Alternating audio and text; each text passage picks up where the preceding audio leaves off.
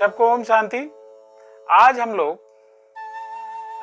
महाभारत कथा के अगले प्रसंग में चलते हैं और वह कथा है जरासंध और महाराज युधिष्ठिर के राजसूय यज्ञ की। आप जानते हैं कि महाराजा युधिष्ठिर ने राजसूय यज्ञ किया था और वह राजसूय यज्ञ जो है वह बहुत ही सफलतापूर्वक भगवान श्री कृष्ण के सहयोग से संपन्न हुआ। हम श्री कृष्ण का नाम इसलिए ले रहे हैं क्योंकि इस पूरे राजसूय यज्ञ में भगवान श्री कृष्ण प्रमुख रहे और उन्होंने इस राजसूय यज्ञ में भगवान श्री कृष्ण की महानता वास्तव में निर्विवाद है। अब देखते हैं, शुरुआत करते हैं कि महाराजा युधिष्ठिर के मन में एक बार ऐसी इच्छा हुई कि क्यों ना हम लोग संपन्न, हमारे भाई सर्वश्रेष्ठ धनुर्धर हैं और भीमसेन सर्वश्रेष्ठ गदाधारी हैं, तो क्यों ना फिर हम लोग राजसूय यज्ञ करें। तो उन्होंने भगवान श्री कृष्ण को याद किया और भगवान श्री कृष्ण उस समय समुद्र के भीतर द्वारिका नगरी में दुर्ग बनाकर रह रहे थे और उनको मुख्य कारण यह था कि जरासंध मथुरा पर 17 बार आक्रमण कर चुका था और जब उसके भय से भगवान ने एक अपना नया रूप धारण किया था जिसको रणछोड़ कहते हैं, और वो रण छोड़कर भाग गए और उन्होंने अंततः द्वारिका में अपनी नगरी बसाई। युधिष्ठिर ने जब याद किया और उन्होंने तो भगवान श्री कृष्ण द्वारिका से आए और उन्होंने बताया महाराज युधिष्ठिर को कि आपको दो व्यवधान है। पहला तो आपके परिवार से है कि आपके परिवार वाले आपको अपना माने और उसमें दुर्योधन और उसके सलाहकार हैं, लेकिन ये मान लो आपकी विनम्रता से आपके पारिवारिक के नाते मान लेंगे आपको। और दूसरा जो नहीं मानने वाला है वह है जरासंध। जरासंध जरा नामक राक्षसी के द्वारा पैदा हुआ था, इसलिए उसका नाम जरासंध था। और वह जब पैदा हुआ, क्योंकि उनके पिताजी को कोई संतान नहीं थी और निसंतान राजा ने एक ऋषि से प्रार्थना किया, उन्होंने फल दिया और वो फल को, उनकी दो रानियां थी, दोनों को उन्होंने आधा चीर करके खिला दिया। जब उन्होंने चीर कर खिलाया तो कथा ये कहती है कि दोनों रानियों की संतान पैदा हुई और दोनों ही आधे आधे भाग से पैदा हुए थे। तो राजा ने क्या किया, फेंकवा दिया, लेकिन जंगल में जरा नामक राक्षसी ने उन दोनों को एक में जोड़ दिया, जिससे उसका नाम जरासंध हो गया और उन्होंने ला करके राजा को संतान सौंप दिया। राजा ने उसका पालन पोषण किया और बहुत ही वो शक्तिशाली राजा बन गया। और मगध, जहाँ आजकल जो बिहार प्रांत है, पटना है, पहले उसका नाम मगध था और वह मगध साम्राज्य का स्वामी था।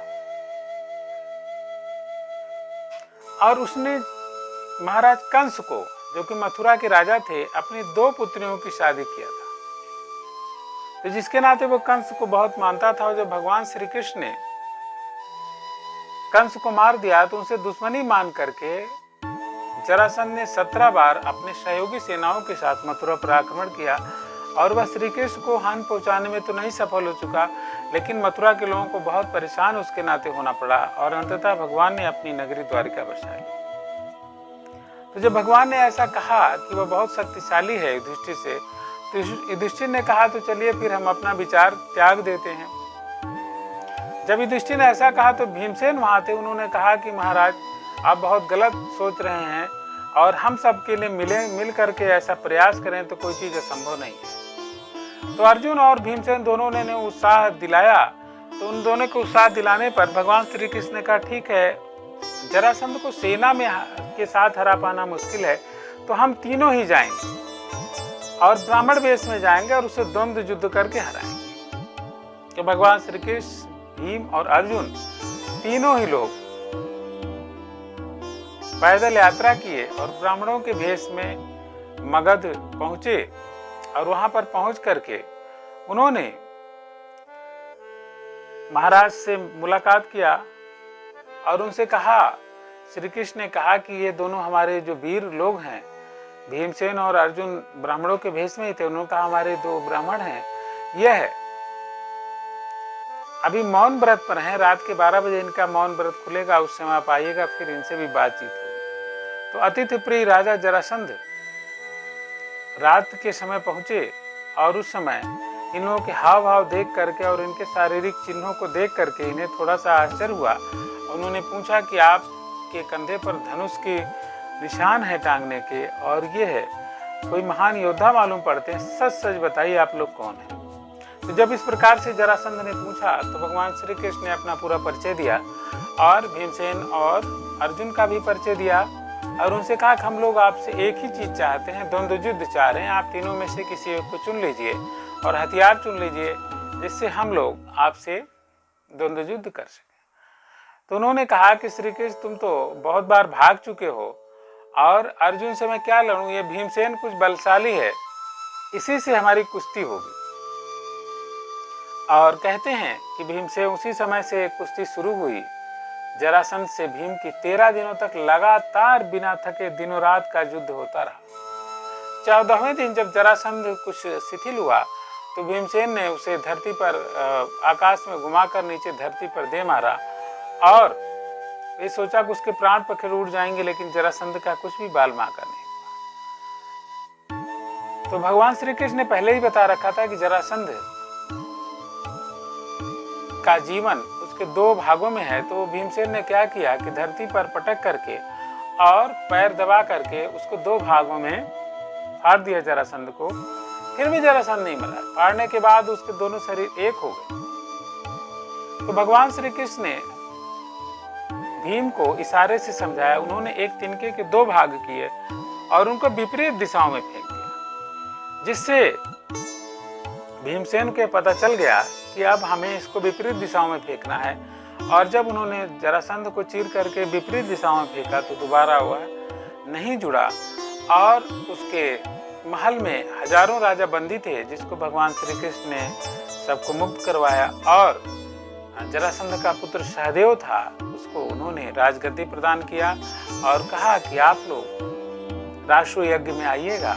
और जो बंदी राजा थे उनको भी निमंत्रण दिया, उनको भी राजा बनाया अपने अपने क्षेत्रों का, उनको भी अपना राज्य प्रदान किया और उनसे कहा कि आप लोग युधिष्ठिर जी के राष्ट्र यज्ञ में पधारने की कृपा करें।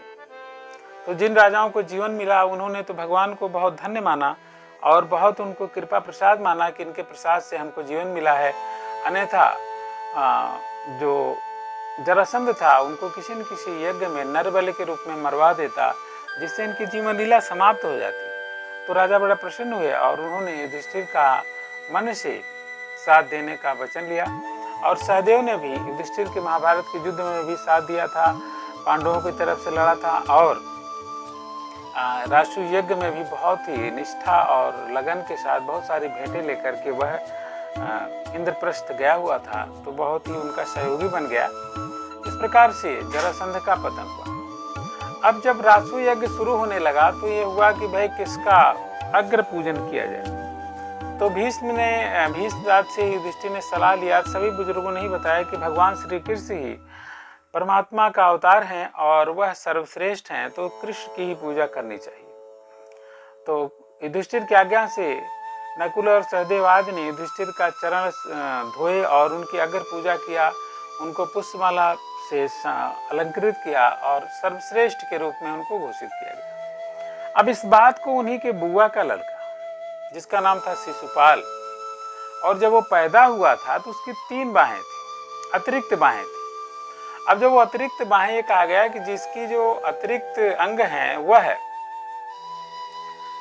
जब लुप्त हो जाए, जिसके गोद में लेने से उसके हाथों इसकी मृत्यु होगी। तो भगवान श्री कृष्ण भी गए थे, उन्होंने भी स्नेह बस जब उस बालक को गोद में लिया तो उसके अतिरिक्त अंग लुप्त हो गए, जिससे माता ने जान लिया कि इन्हीं हाथों मृत्यु होनी है। तो भगवान श्री कृष्ण ने कहा था इसके 100 अपराध मैं क्षमा करूं। तो शिशुपाल ने उस भरी सभा में भगवान श्री कृष्ण को नाना प्रकार से अपशब्द कहना शुरू किया, उनका अपमान शुरू किया कि तो ग्वाला है, ये तो देखो कुछ नहीं करता है, फिर भी लोगों को ठगता रहता, आदि आदि प्रकार से बहुत उनको अपशब्द कहे। तो अर्जुन वगैरह थोड़ा क्रोधित हुए, भीमसेन भी क्रोधित हो गए, लेकिन भगवान ने सबको मनाया क्योंकि उनको पता था इसकी मौत मेरे ही हाथों होनी है। उनका नहीं, कोई मत रोके, इसे बोल लेने दीजिए। तो जब वह 100 से ज़्यादा गलतियां कर चुका, भगवान श्री कृष्ण का अपमान कर चुका, तो भगवान श्री कृष्ण ने अपने सुदर्शन चक्र को याद किया और उसके माध्यम से उन्होंने शिशुपाल का गला काट दिया। और कहते हैं कि उसके शरीर से एक ज्योति निकली जो भगवान श्री कृष्ण के चरणों में समा गई, अर्थात जो शिशुपाल था उसको मुक्ति प्राप्त हुई। और युधिष्ठिर का राजसूय यज्ञ बहुत ही सकुशल पूर्व संपन्न हुआ और युधिष्ठिर राजाधिराज के रूप में माने जाने लगे। सारे संसार में उनकी कीर्ति यश पताका फैल गई और इंद्रप्रस्थ का शौर्य भी, इंद्रप्रस्थ की महिमा भी सारे संसार में फैल गई, क्योंकि महल तो अच्छा था ही और राजा की भी कीर्ति फैल गई। तो ये भगवान श्री कृष्ण के विशेष आशीर्वाद से युधिष्ठिर को यह मिला। और अगला फिर आगे कथा भी हम जारी रखेंगे, आप सब लोग अवश्य सुने और जो अगला अंक आए उसको भी सुनते रहें, ताकि आपको महाभारत के संदर्भ में हमारे भारतीय संस्कृति का सबसे बड़ा ग्रंथ है और इसमें भारतीयता समाई हुई है। कहते हैं कि जो महाभारत में नहीं है वो कहीं नहीं है और जो कहीं अन्यत्र भी है वह सब महाभारत में है। तो बहुत बड़ा ग्रंथ है, आप इसे अवश्य पढ़ें भी और साथ ही साथ कथा भी सुनते रहें। और आज के लिए इतना ही। मैं पुनः आपको याद दिलाता रहूँगा कि गुरुदक्षिणा के रूप में आप इस चैनल को अधिक से अधिक सब्सक्राइब करें और लोगों को अब जोड़ें, जो भी आपके पास मोबाइल हों, जो भी लोग हों, उन सबको जोड़ें और इस कथा को अधिक से अधिक शेयर करें। सबको धन्यवाद। ओम शांति।